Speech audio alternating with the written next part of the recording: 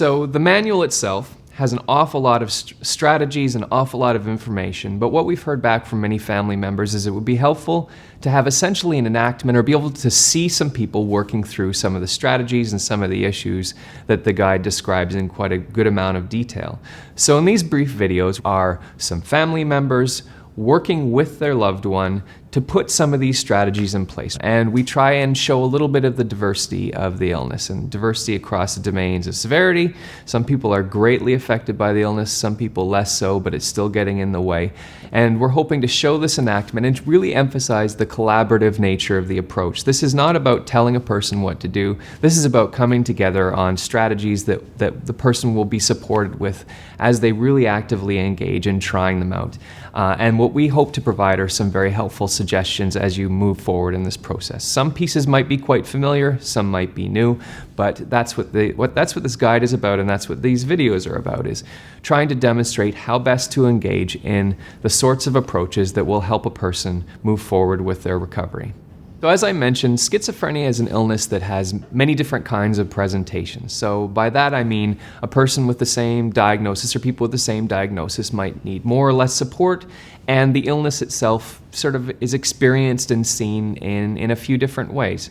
And what we've tried to do with the guide, recognizing that one approach won't fit all or won't suit all people, is essentially a bit like a choose-your-own-adventure. You figure out roughly what kind of a challenge the person's having, and then you pick up from there using the strategies outlined in the book. So the way we break it down is in terms of the amount of support needed. So some people need quite a bit of support in the really basic pragmatic tasks of the day-to-day.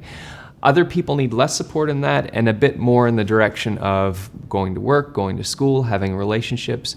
The other way of breaking down the kinds of impacts schizophrenia has are in terms of the symptoms themselves or how they're presented. For some people, it's more in the direction of having a very difficult time getting going. It's generating the motivation, the energy to get moving on different tasks, the energy even just to think things through.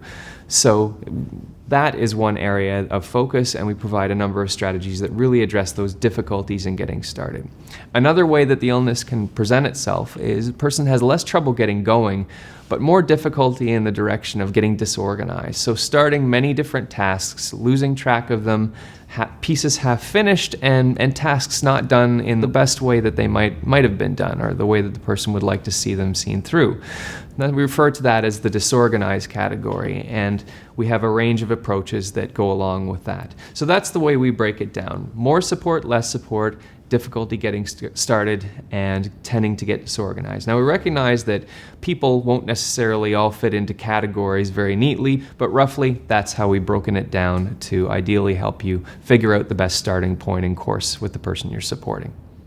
So to summarize, what we've done with this guide is we've taken the best available evidence for clinical approaches to address schizophrenia with environmental supports, and we've collaborated very actively with a range of family members in the rewriting of the guide and getting feedback on earlier versions to land on what you essentially have in hand is a set of supports that we hope that you can collaborate on with your loved one to help them make the kind of gains that they want to and need to engage more fully in their recovery.